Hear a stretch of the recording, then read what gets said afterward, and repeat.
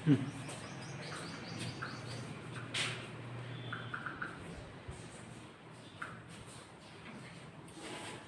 काय नंतर आपल्या शेवटच्या लेक्चर मध्ये कोणता फायलम झाला आपला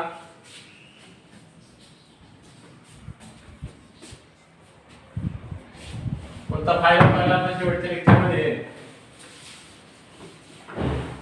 तर आतापर्यंत आपण 6 फायलम कंप्लीट केलेले आहेत पोरिफेरा त्यानंतर स्टिनोफोरा नायडेरिया त्यानंतर प्लॅटिहेल्मिंथिस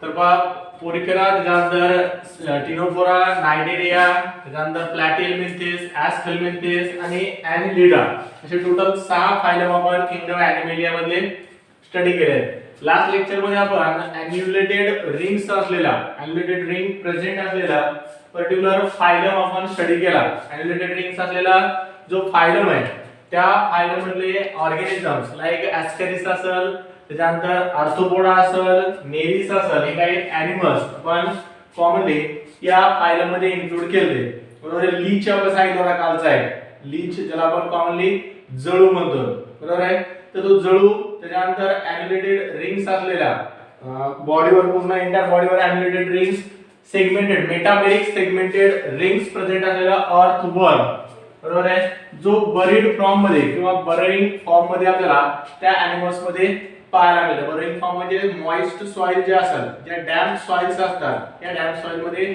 बरीड फॉर्म मध्ये प्रेझेंट असलेले ॲनिमल्स आहेत समजलंय तर त्या शेवटच्या फायलम पर्यंत आपण लास्ट लेक्चर मध्ये डिस्कस केलं आज आपल्याला किंगडम ॲनिमलिया मधला 7th फायलम स्टडी करायचा आहे that is the phylum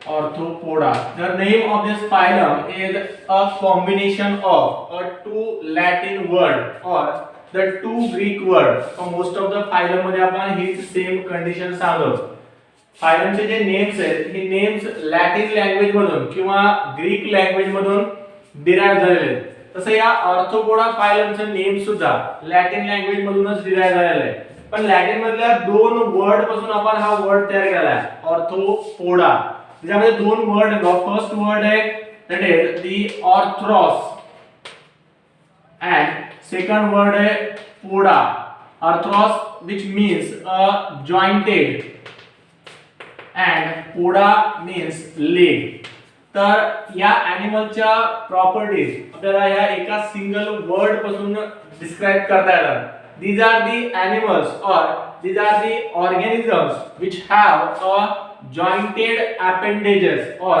jointed legs jointed टाइपचे लेग्स मध्ये जनरली मोर दॅन 2 लेग्स बरोबर आहे नंबर ऑफ लेग्स जर आपण या ॲनिमल्स मध्ये पाहिला तर त्या नंबर ऑफ लेग्सच्या बेसिसवर किंवा त्या पोडाच्या बेसिसवर आपल्याला या ॲनिमल्सचं क्लासिफिकेशन सुद्धा करता येतं बरोबर आहे तर जॉइंटेड लेग असणारे किंवा जॉइंटेड अपेंडेजेस असलेले ॲनिमल्स आहेत ज्या ॲनिमल्सला आपण कॉमनली ऑर्थोपोडा कन्सिडर करतो ऑर्थोपोडन्स कन्सिडर करतो बरोबर आहे हा जो ऑर्थोपोडा फायलम आहे या फायलम मध्ये काही ॲनिमल्स किंवा काही ऑर्गॅनिझम्स आपण इन्क्लूड केलेले आहेत ऑर्गॅनिझम्स मध्ये कॉमन एक्झाम्पल तुमच्या एमएसबीटी च्या बुक मध्ये दिलेले आहेत जे सगळ्यांना माहिती आहेत इंग्लिश नेम्स आहेत फर्स्ट नेम आहे कॉकरोच त्यानंतर बटरफ्लाय स्कॉर्पियन त्यानंतर मिलिपिडी अँड प्रॉन म्हणजे खेकडा तर कॉकरोच असेल कॉकरोच त्यानंतर बटरफ्लाय स्कॉर्पियन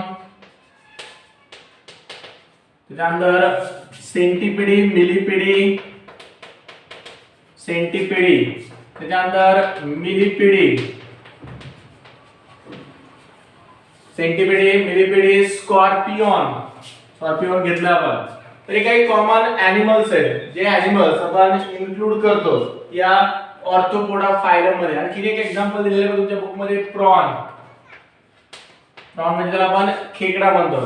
तर हे काही कॉमन ॲनिमल्स झाले, बरोबर आहे. सगळ्यांना माहित असलेले ॲनिमल्स आहेत, असा काही नवीन कोणता ॲनिमल्सच्या एक्झाम्पल मध्ये नाही. सेंटीपिडी, मिडीपिडी ज्याला आपण गोगलगाय म्हणतो, बरोबर. गोगलगाय सगळ्यांना माहिती असेल.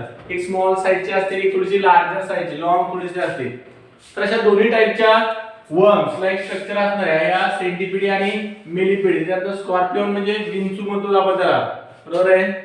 स्कॉर्पियन असेल, त्यानंतर सेंटीपिडी, प्रॉन, बटरफ्लाय, कॉकरोच, हे एंटायर ॲनिमल्स आपण या पर्टिक्युलर फायलम मध्ये इन्क्लूड करतो. This Arthropoda phylum is considered as the most largest phylum of the kingdom Animalia. Most largest. It is a largest phylum of kingdom Animalia. Kingdom Animalia मधला सर्वात largest phylum arthropoda आपण consider करतो. पण number of organism जर आपण पाहिले, number of organism which are included in the phylum arthropoda are much greater than the other phylums of kingdom Animalia. बाकीच्या phylum मध्ये आपण जसे एक आपण टिनोफोरा फायलम पाहिला सांगितला, खूप मिनिमम नंबर मध्ये आपण ऑर्गॅनिझम त्याच्यामध्ये इन्क्लूड करतो. तो टिनोफोरा सर्वात स्मॉलेस्ट फायलम आपण किंगडम Animalia मधला कन्सिडर करतो. While the arthropoda is the largest phylum of kingdom Animalia. Smallest कोणता आहे लक्षात ठेवायचं आणि लार्जेस्ट कोणता आहे बाकीचे काही लक्षात ठेवण्याची गरज नाही. Smallest phylum of kingdom Animalia is a Ctenophora.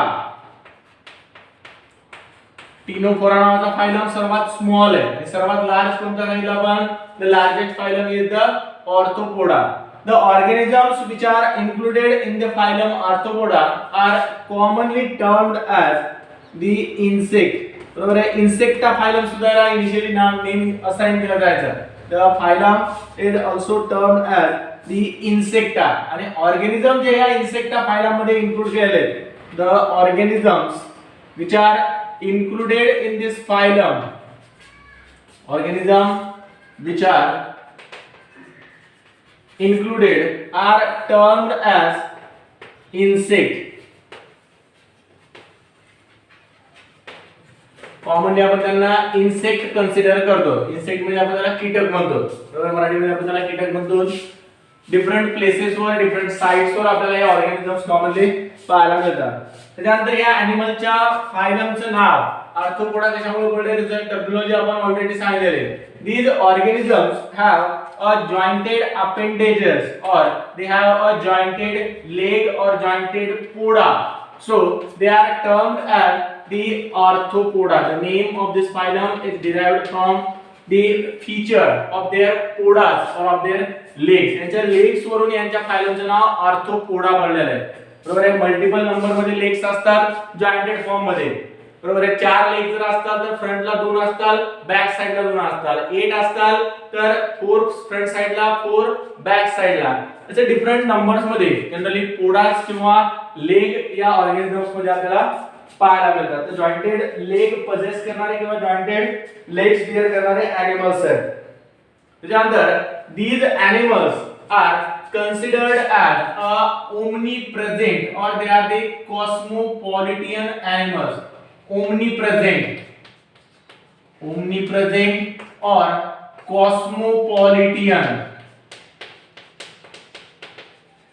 They are considered as omnipresent or cosmopolitan. पण काय मीनिंग आहे omnipresentचा आणि cosmopolitanचा? Omnipresent organism, the organisms which are found everywhere on the earth.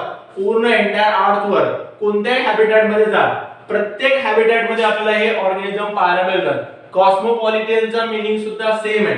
These organisms are found in each and every habitat of earth. बरोबर आहे. प्रत्येक tropical zone मध्ये, प्रत्येक टाइपच्या habitat मध्ये आपल्याला हे ऑर्गॅनिझम पाहायला मिळतात. जसं हॅबिटॅट मध्ये आपण सांगतो 2 बेसिक हॅबिटॅट आपण कन्सिडर करतो. एक तर ॲक्वाटिक हॅबिटॅट आहे किंवा ॲक्वाटिक एन्व्हायरमेंट मध्ये राहणारे जे ऑर्गॅनिझम्स आहेत त्या ऑर्गॅनिझम्सला आपण कॉमनली ॲक्वाटिक ऑर्गॅनिझम्स कन्सिडर करतो. आणि aquatic habitat सोबत एक सेकंड टाइपचा हॅबिटॅट आपण कन्सिडर करतो which is a terrestrial habitat. terrestrial सोबत आपल्याला माहिती आहे आर्बोरियल असेल, त्याच्यानंतर वोलंट टाइपचा अडॅप्टेशन असेल. आर्बोरियल म्हणजे झाडावर राहणारे, बरोबर. आर्बोरियल हॅबिटॅट कॉमनली मंकीज मध्ये आणि काही इन्सेक्ट्स मध्ये आपल्याला पाहायला मिळते. They are evolved for to sustain or survive or to spend the life on the trees. Volant adaptation मध्ये फ्लाइंग पर्पज साठी, हवेमध्ये जनरली फ्लाय करणं किंवा एअर मध्ये फ्लाइंग पर्पज साठी वोलंट टाइपचे अडॅप्टेशन आपल्याला कॉमनली एनिमल्स मध्ये पाहायला मिळतात.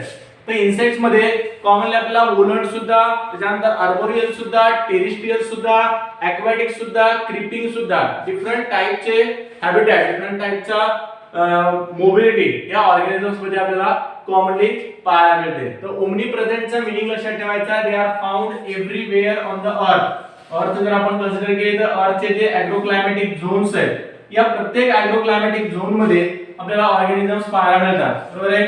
जसं ॲग्रोक्लायमॅटिक झोन्स मध्ये आपण सांगतो ट्रॉपिकल असेल, सब ट्रॉपिकल आणि टेम्परेट जे रिजन्स आहेत किंवा जे ॲग्रोक्लायमॅटिक झोन्स आहेत, या एंटायर ॲग्रोक्लायमॅटिक झोन्स मध्ये हे ऑर्गॅनिझम प्रेझेंट आहे. Tropical region, the region which have a highest temperature, moist, damp types environment generally आपल्याला ट्रॉपिकल रिजन मध्ये पाहायला मिळते.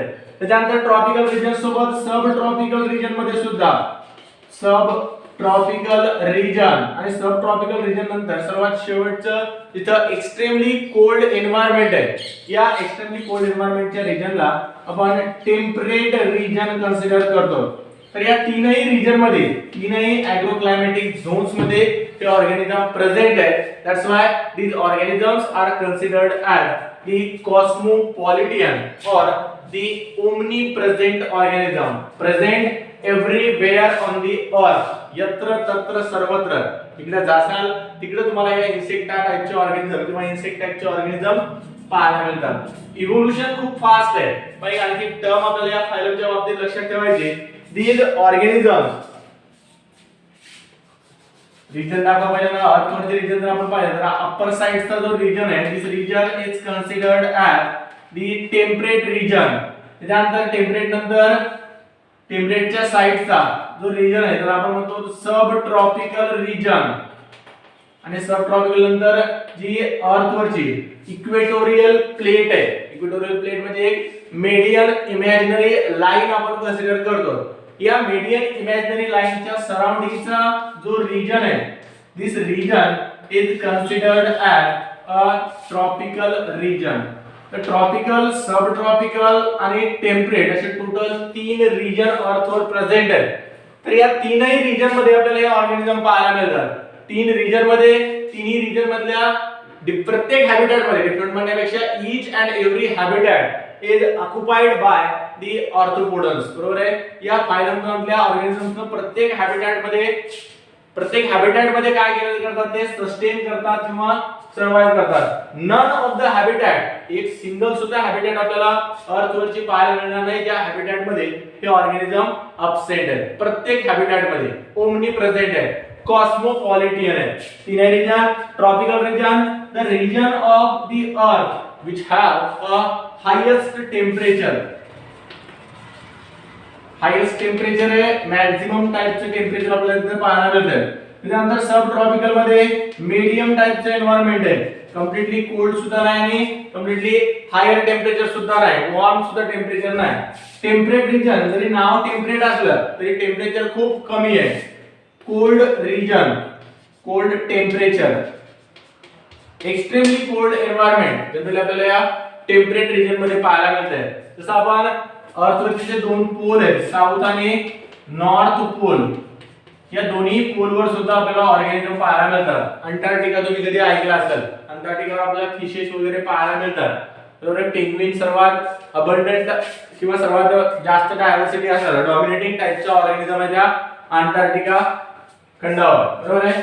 तर त्या डिफरंट रिजन्स मध्ये, जसं टेम्परेट रिजन मध्ये एक्स्ट्रीमली कोल्ड एन्व्हायरमेंट जरी असलं तरी त्या एन्व्हायरमेंटला अडॅप्ट झालेले आहेत, मीडियम टाइपच्या एन्व्हायरमेंटला सुद्धा अडॅप्ट झालेले आहेत, हायर टेम्परेचरला सुद्धा अडॅप्ट झालेले ऑर्गॅनिझम्स आहेत. प्रत्येक हॅबिटॅट मध्ये, each and every habitat of the earth is occupied by these organisms, बरोबर आहे. एका सेम टाइपचे नाही, बरोबर आहे. एका सेम टाईपचे म्हणजे टेम्परेट रिजन मधले आर्थ्रोपोडाचे ऑर्गॅनिझम्स आणि ट्रॉपिकल रिजन मधले आर्थ्रोपोडस हे वेगवेगळे असतात, पण दोन्ही रिजन मध्ये आपल्याला पाहायला मिळतात. समजलंय? तर कॉस्मोपॉलिटन आहे, ओमनी प्रेझेंट आहे. त्याच्यानंतर एक युनिक फीचर पाहिजे ऑर्गॅनिझमच्या बाबतीत. These organisms are either solitary or colonial.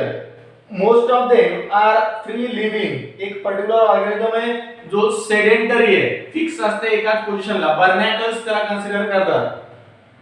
तर कॉस्मोपॉलिटन असो एक फीचर लक्षात ठेवायचं बा, these organisms are either solitary or colonial.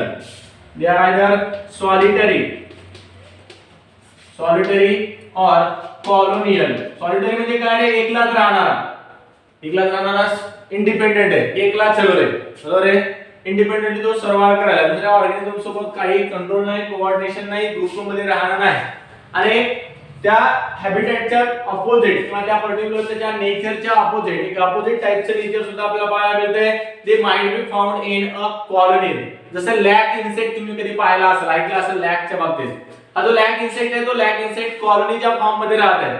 हनी बीज मधल्या ज्या हनी बीज आहेत त्या हनी बीज सुद्धा कॉलनीच्या फॉर्म मध्ये राहतात, गॅदर करून राहतात, सोबत राहतात, बरोबर आहे. ऑफेन्स असेल, डिफेन्स असेल, ऑफेन्स पर्पज साठी, डिफेन्स पर्पज साठी जनरली कॉलनीच्या फॉर्म मध्ये, कारण साईज स्मॉल आहे, त्यांच्या एनिमी पासून प्रोटेक्ट करण्यासाठी हे मोस्ट ऑफ द ऑर्गॅनिझम कॉलनीच्या फॉर्म मध्ये राहतात. आणि कॉलनी सोबत some are solitary also. Solitary म्हणजे इंडिव्हिज्युअल राहिले, सिंगल ऑर्गॅनिझम सस्टेन करायला एका पर्टिक्युलर प्लेसवर, बरोबर आहे. सॉलिटरी आहेत आणि कॉलनी सुद्धा आहे. त्याच्यानंतर फ्री लिव्हिंग आहे. फ्री लिव्हिंग म्हणजे कम्प्लीटली एन्व्हायरमेंट मध्ये मोबिलिटी शो करतात, मोटाईल टाइपचे ऑर्गॅनिझम्स आहेत. फक्त एक एक्सेप्शन लक्षात ठेवायचं आहे, फ्री लिव्हिंग टाइपचे ऑर्गॅनिझम्स आहेत. There is a single exception for the free living nature, that is a barnacle. Barnacle is non-motile or sedentary type of animal. Sedentary आहे, एकाच पर्टिक्युलर पोझिशनवर तो फिक्स आहे. बाकी सगळे कसे आहेत, फ्री लिव्हिंग आहेत. मग फ्री लिव्हिंग मध्ये ते कॉलनियल असू शकतात किंवा सॉलिटरी सुद्धा असू शकतात. समजलंय? ते जर काही जनरल फीचर्स या आर्थ्रोपोडा फायलम मध्ये लिहा. फास्ट थोडंसं मोठा फायलम आहे आजचा जरा.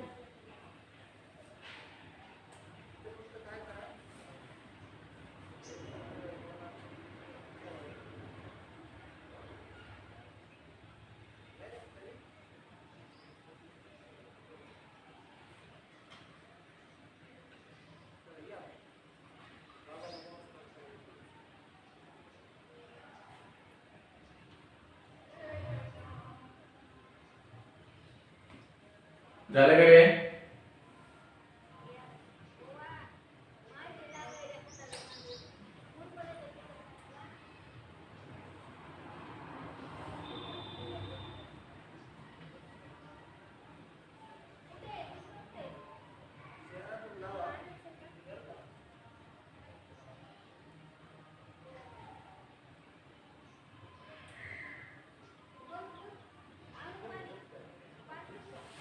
बरं.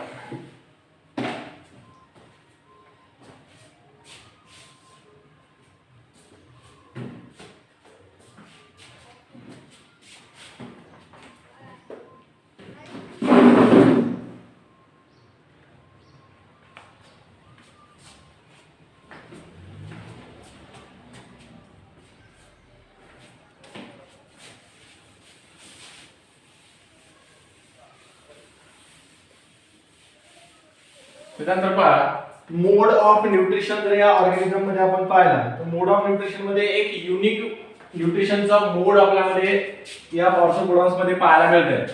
Generally all the organisms which are included in the phylum Arthropoda they are heterotrophic organism. heterotrophic टाइपचे ऑर्गॅनिझम्स आहेत. हेटेरोट्रॉपिक असून हेटेरोट्रॉपिक मध्ये एक unique heterotrophic mode of nutrition आपल्याला या एनिमल्स मध्ये पाहायला मिळते, जो कॉमनली जे मॉस्किटोज आपण कन्सिडर करतो या मॉस्किटो मध्ये आपल्याला तो हेटेरोट्रॉपिक मोड ऑफ न्यूट्रिशन पाहायला मिळते. That is they show a sanguivorous mode of nutrition. हे सॅंगिओरस जे एनिमल्स असतात हे एनिमल्स काय करतात बघा, हेटेरोट्रॉपिक मोड ऑफ न्यूट्रिशन ते एक्झिबिट करतात. हेटेरोट्रॉपिक मध्ये एक specific heterotrophic mode of nutrition आहे ज्याला आपण पॅरासाइटिक मोड ऑफ न्यूट्रिशन कन्सिडर करतो. या पॅरासाइटिक मोड ऑफ न्यूट्रिशन मध्ये होस्ट ऑर्गॅनिझमवर हे ऑर्गॅनिझम त्यांच्या फूड मटेरियल साठी किंवा न्यूट्रिएंट साठी डिपेंड असतात आणि होस्ट ऑर्गॅनिझम पासून जे न्यूट्रिएंट डिराइव्ह करायचे हे न्यूट्रिएंट त्या होस्ट ऑर्गॅनिझम मधल्या ब्लड मधून जर डिराइव्ह करत असतात, डायरेक्टली ब्लड सक करत असतात, these are the blood sucking animals. The blood sucking animals are commonly termed as the sanguivorous animals. sanguivorous म्हणजे कम्प्लीटली ब्लडचा ऍज अ मील म्हणून किंवा ऍज अ न्यूट्रिएंट म्हणून ऍज अ फूड म्हणून होस्ट ऑर्गॅनिझम पासून काय करतात, सक करतात, ऍब्सॉर्ब करतात. जसं मॉस्किटो तुम्ही ऑब्झर्व केला असाल, मॉस्किटो एक सिम्पली सॅंगिओरस टाइपचा एनिमल आहे. त्याच्यासोबत आपण लास्ट फायलम मध्ये स्टडी केलेला लीच जळू जो होता, हा जळू सुद्धा सॅंगिओरस एनिमल आहे. ब्लड ऍज अ मील म्हणून काय करतात, यूज करतात. मील म्हणजे जेवण, बरोबर आहे. They use a blood as a food material म्हणून कॉमनली यूज करतात. तर हेटेरोट्रॉपिक मध्ये पॅरासाइटिक मोड ऑफ न्यूट्रिशन जो यांच्यामध्ये आपल्याला पाहायला मिळते. Very few organism are parasitic and in case of parasitic mode of nutrition they show a sanguivorous parasitic mode of nutrition. Sanguivorous, the organisms which are totally depend on the blood for a nutrient. Generally blood वरच काय असतात, nutrient साठी depend असतात. त्यानंतर common feature या ऑर्गॅनिझमचे सांगितलेले आहेत, triploblastic टाइपचे एनिमल्स आहेत. These are the bilaterally symmetrical animals with triploblastic structure. Eucoelomated, metamerically segmented and a tube within tube body plan present. The general features of the organisms which are included in the phylum Arthropoda. काय काय feature सांगितले आहेत बघा, triploblastic आहे, triploblastic. त्यानंतर eucoelomate, eucoelomate थोडासा वेगळा word इथे यूज केलाय, यूसिलोमेट. त्यानंतर tube within tube body plan, tube within tube body plan. त्यानंतर बायलॅटरल सिमेट्री आहे, एका सिंगल प्लेस वरून आपल्याला दोन पार्ट मध्ये काय करता येते, डिवाइड करता येते. Bilateral symmetry with organ system level of organisation, organ system level of organisation. Unique features आहे या एनिमलचे. ट्रिप्लोब्लास्टिक स्ट्रक्चर सांगितलं आपण. Triploblastic animals are those animals which show three germinal layers in their body. तीन germinal layers असतात, ectoderm, mesoderm आणि endoderm. त्यानंतर आणखी एक फीचर आहे बाय एनिमल्स, खूप इम्पॉर्टंट फीचर्स आहे, लक्षात ठेवायचं आहे. these animals are metamerically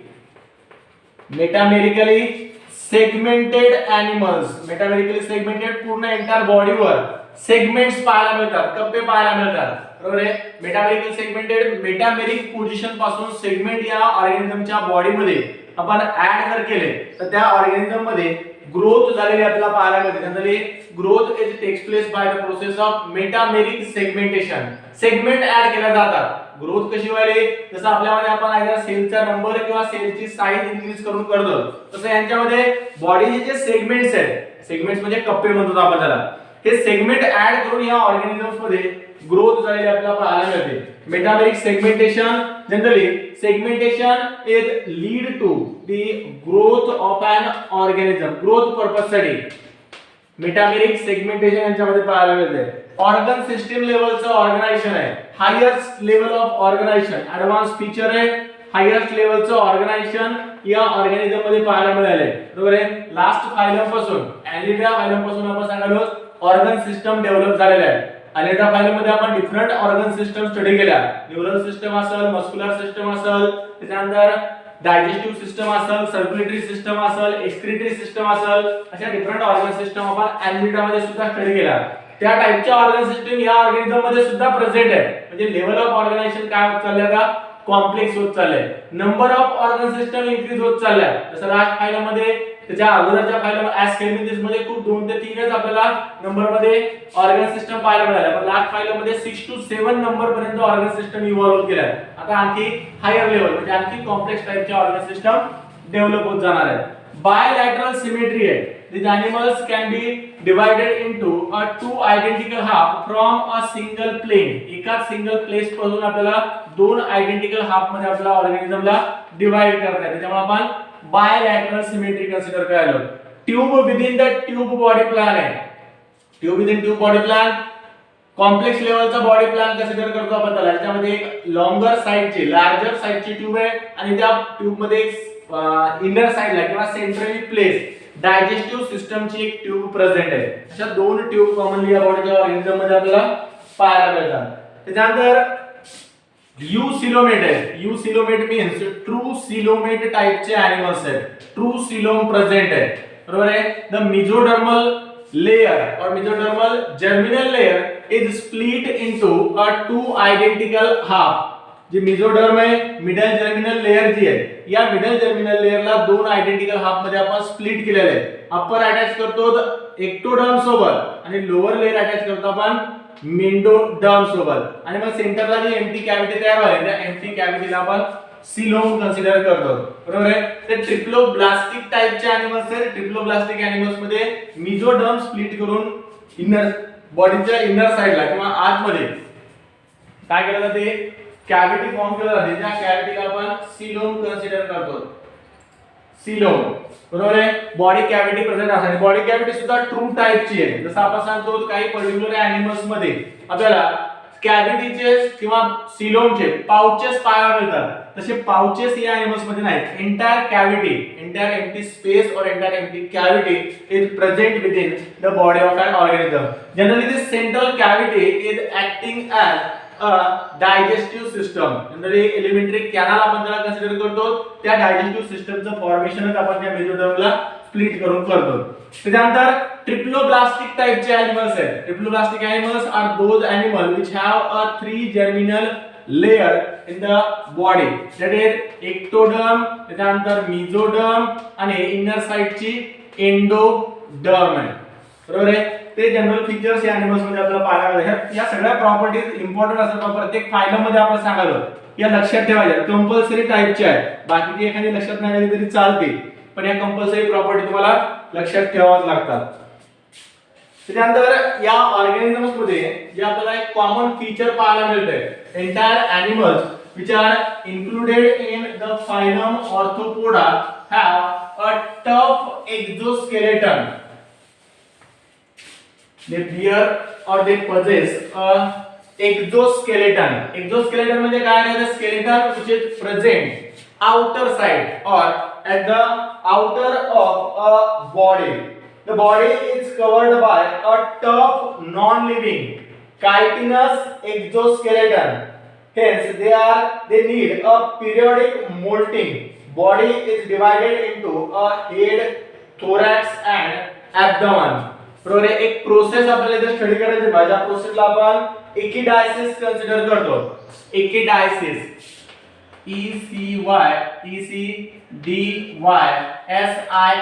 एकिडायसिस. काय एकिडायसिसची प्रोसेस म्हणजे यांच्या बॉडीवर जे टफ एक्झोस्केलेटन आपण सांगितलं, the exoskeleton of the arthropods is made up of from a protein which is known as chitin protein. Generally फंगसच्या सेल वॉल मध्ये सुद्धा आपल्याला हा कायटिन नावाचा प्रोटीन पाहायला मिळतं. तसाच सेम कायटिन प्रोटीन या ऑर्गॅनिझमच्या बॉडीवर जे एक्झोस्केलेटन आहे त्या एक्झोस्केलेटन मध्ये सुद्धा पाहायला मिळते. Due to the presence of this chitin protein, या कायटिन प्रोटीनच्या प्रेझेन्स मुळे या ऑर्गॅनिझम्स मध्ये आपल्याला एक पर्टिक्युलर फीचर पाहायला मिळते, दॅट इज द कव्हरिंग और the exoskeleton is tough in nature. बरोबर आहे, हार्ड नाही, कसं आहे रे, टफ आहे. या टफ स्ट्रक्चरला आपल्याला with a time we can reduce or we can remove this exoskeleton. The process of removal of a exoskeleton after a certain periodic time is termed as echidiasis. Echidiasis करणं म्हणजे काय करणं, बॉडीवरचं जे exoskeleton आहे या एक्झोस्केलेटनला रिमूव्ह करणं. Exoskeleton remove करण्याच्या प्रोसेसला आपण इकिडायसिस कन्सिडर करतो. Ecdysis is the process of removal of a exoskeleton at a certain time interval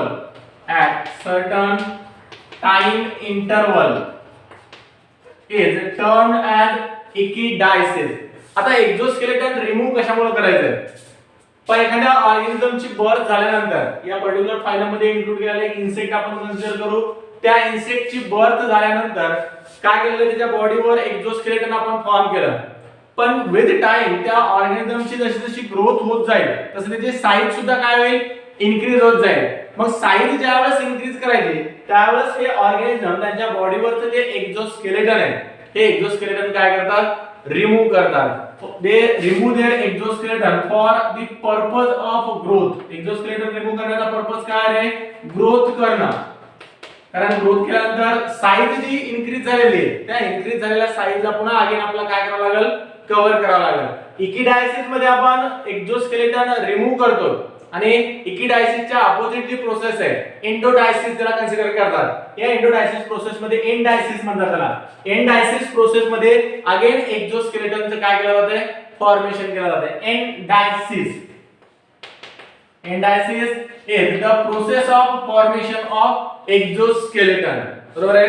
first टाइमला त्यांना नेचरनं काय केलेलं आहे, या एक्झोस्केलेटनना प्रोव्हाइड केलेलं आहे, एक्झोस्केलेटन त्यांच्यावर प्रेझेंट आहे. पण एक्झोस्केलेटन ग्रोथ करण्यासाठी रिमूव्ह केल्यानंतर पुन्हा अगेन एक्झोस्केलेटनचं फॉर्मेशन करणं पॉसिबल आहे. एक्झोस्केलेटनच्या फॉर्मेशनची जी प्रोसेस आहे this process is termed as endysis. By the process of endysis they form a again tough covering with the help of a chitin protein. A chitin लक्षात ठेवायचा, this chitin is a protein molecule which is useful for the formation of exoskeleton. पण exoskeleton कशामुळं, कारण outer साइडला present त्याच्यामुळं, बॉडीच्या outer साइडला. Generally the organism have a two types of skeleton. दोन टाइपचे स्केलेटन असतात. एक स्केलेटन ज्याला आपण कन्सिडर करतो endoskeleton which is permanent in nature, permanent आहे. आणि एक्झोस्केलेटन परमनंट नाही, टेम्पररी टाइपचं स्ट्रक्चर आहे. विथ टाइम इंटरवल आपण त्याला रिमूव्ह सुद्धा करतो. एंडोस्केलेटनचा पर्पज जनरली त्या ऑर्गॅनिझम मध्ये मोबिलिटी किंवा याला आपण मूवमेंट कन्सिडर करतो. या मूवमेंट पर्पज साठी, मोबिलिटी पर्पज साठी एंडोस्केलेटनचा यूज केला जात आहे. आणि एक्झोस्केलेटनचा यूज काय, exoskeleton is basically it is a protective in nature.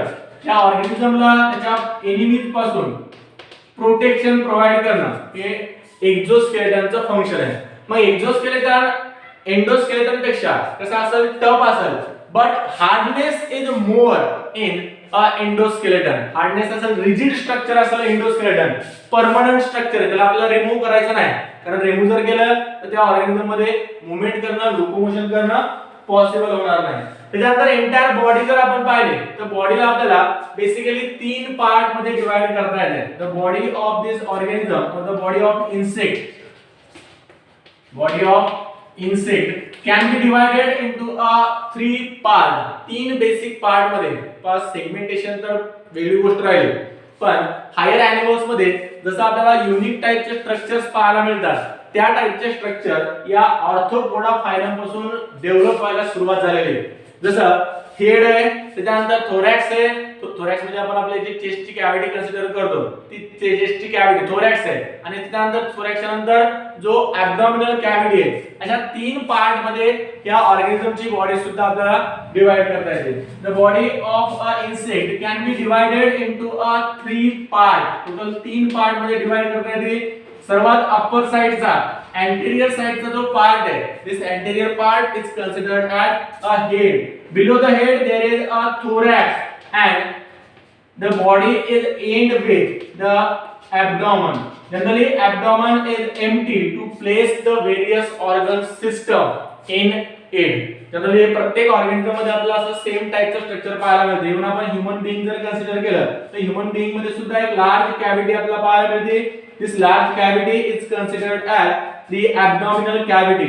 This abdominal cavity is responsible for to place the various organs. जसं आपले डायजेस्टिव्ह सिस्टम आहे, डायजेस्टिव्ह सिस्टमच्या नंतर आपण सांगतो सर्क्युलेटरी सिस्टमचा मेन ऑर्गन आहे हार्ट. बरेचसे ऑर्गन, डिफरंट ऑर्गन्स आपल्याला त्या abdominal cavity मध्ये काय करायचे असतात, प्लेस करायचे असतात. तर abdominal cavity आहे जी abdomen मध्ये प्रेझेंट आहे. त्यानंतर abdomenच्या वर thorax आहे आणि thoraxच्या वर anterior साइडला हेड प्रेझेंट आहे. त्या हेड मध्ये ज्या न्यूरल सिस्टम्स आहेत, त्या न्यूरल सिस्टमला कंट्रोल करणाऱ्या जी युनिट्स असतात, generally these units are located in the head of this organism. समजलं? ते झाले काही general feature the organisms which are included in the phylum Arthropoda. Left first.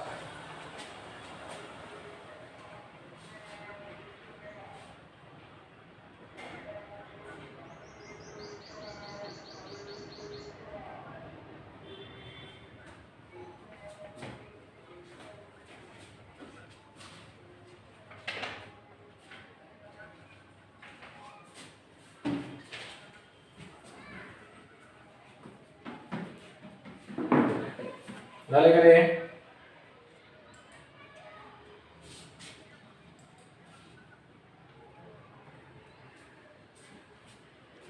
खायला तर आपला आज होत नाही. राहू दे, आपण पुढचा पार्ट आपण पुढच्या लेक्चर मध्ये स्टडी करू.